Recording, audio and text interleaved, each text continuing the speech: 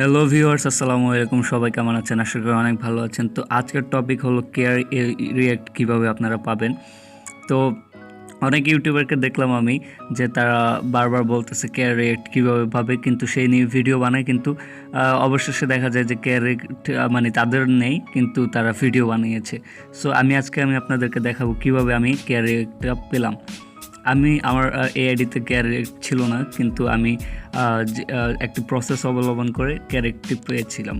So আজকে সেটি দেখাবো কিভাবে আপনারা ক্যারেক্ট পাবেন। নর্মালি আপনারা আপনাদের প্লে স্টোরে চলে যাবেন, দেন আপনারা ফেসবুক লাইট লিখে সার্চ করবেন।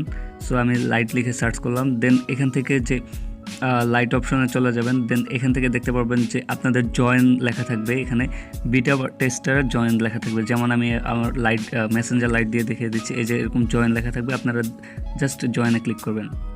জয়েনে ক্লিক করার পর আপনাদের এরকম আপডেট চাইবে, যেরকম আপনারা বিভিন্ন অ্যাপ আপডেট করেন সেইভাবে আপডেট চাইবে। আপনারা আপডেট দিবেন।